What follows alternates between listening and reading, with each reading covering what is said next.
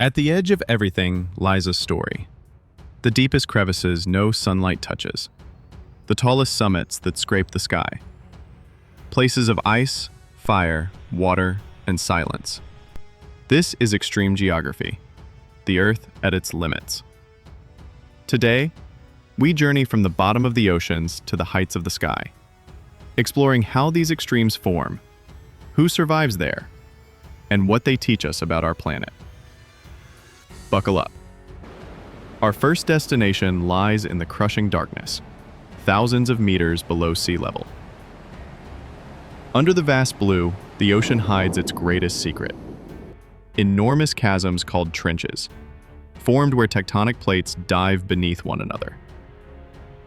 The crown jewel of these is the Mariana Trench in the western Pacific.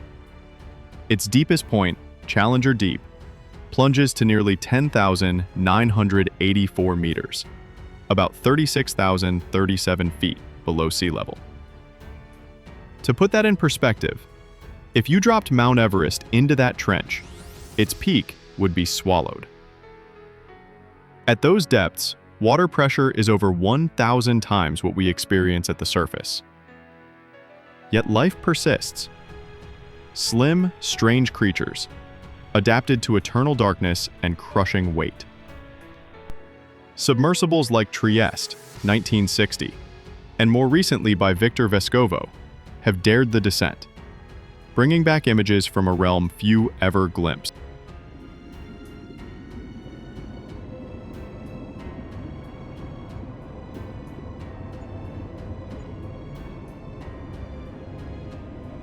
But deep-sea trenches aren't the only extremes.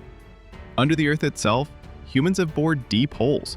The coldest super-deep borehole in Russia reaches over 12,262 meters beneath the surface. And below solid ground, nature carves its own caverns. The Krubera Cave in Abkhazia, Georgia, is the deepest known cave on Earth, plunging over 2,200 meters below its entrance. These extremes challenge our definitions of deep. Now, from the deepest dark we ascend to the highest places Earth claims.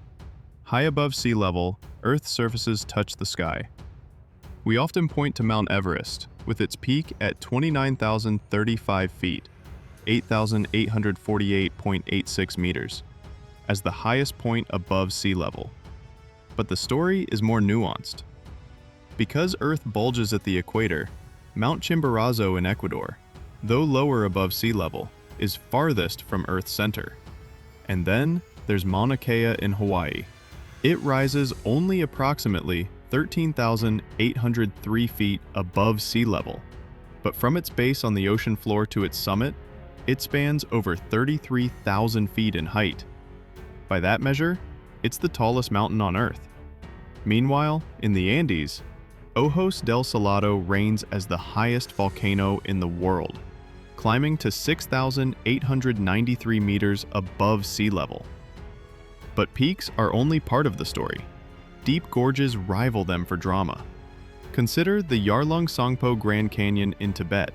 As rivers carve through the Himalayas, this canyon reaches depths exceeding 6,000 meters from rim to riverbed around Namcha Barwa. These vertical extremes are sculpted by tectonics, erosion, uplift, and glacial forces over millions of years. The same forces that push up mountains also carve valleys and send plates colliding or diverging. But height and depth are only two axes of extremity. Next, we chase extremes of temperature, dryness, and cold, where climate pushes geography to its limits. The sun's glare, frozen silence, torrential deluge. Earth's climate sculpts extremes just as powerfully as plate tectonics. In Iran's Dasht-e desert, ground surface temperatures have soared to 70.7 degrees Celsius, 159.3 degrees Fahrenheit, making it one of the hottest places on record. Contrast that with Antarctica, where the record low at Vostok Station plunged to minus 128.56 degrees Fahrenheit, minus 89.2 degrees Celsius in 1983. And satellite data suggests some places may dip further. The coldest permanently inhabited place, Oymyakon, Russia, Winter temperatures there routinely dip below -60 degrees Celsius. For precipitation extremes, Mawzinram and Cherrapunji, India, compete for being the wettest places on Earth, receiving thousands of millimeters of rain annually.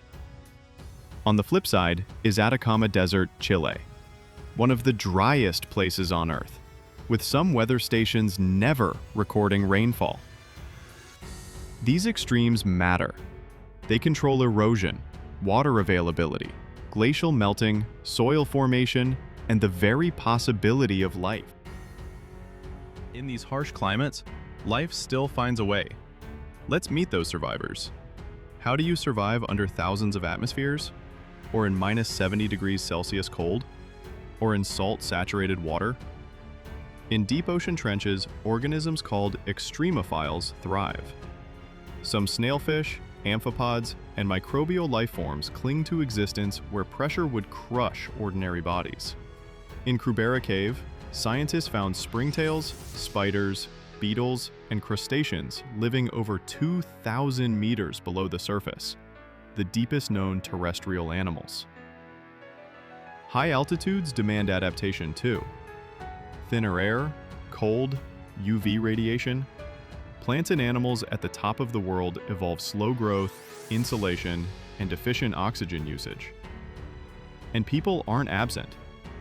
In the Andes, Himalayas, and Arctic, communities have lived for centuries in marginal lands. Reindeer herders, yak farmers, Inuit hunters. Their stories are part of geography's narrative.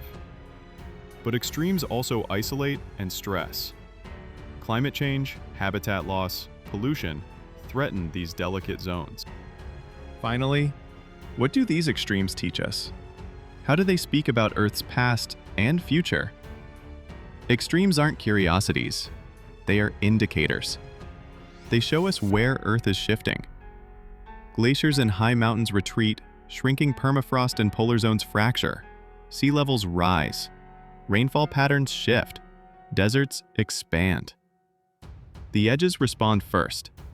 Extremes often amplify change faster than temperate zones. Studying them helps us forecast risks. Some researchers propose new extremes: underground cities, deep sea mining, colonization of high plateaus. But with each push, we must remember those fragile systems of life already there. Above all, extreme geography reminds us, Earth is dynamic. Forces grow and recede. Balance is uneasy. Yet amid these warnings, there are signs of hope. Scientists in the Arctic track ice loss using drones and satellite data, giving us clearer models of how the planet breathes and warms. In deserts, engineers build solar farms that turn blistering sunlight into energy, transforming wastelands into sources of life. Glaciologists in the Himalayas install early warning systems for glacial floods, protecting villages downstream. And communities in coastal regions are reviving mangroves, natural barriers that absorb storms and store carbon. Even space agencies join this effort, scanning Earth's extremes from orbit to predict droughts, floods, and fires before they strike. These are acts of adaptation and balance, proof that while extremes define our planet, our response defines us. Because to understand the edge is to learn how to live with it. And perhaps that's the greatest lesson of all, that every extreme, no matter how harsh, holds the potential for a renewal. Volcanoes that once destroyed landscapes create fertile soil for forests to rise again. Glaciers that retreat reveal ancient valleys, seeds frozen for millennia beginning to sprout once more. Even coral reefs, when given a chance, can heal, color returning where life seemed lost. The edge isn't only an ending, it's a beginning.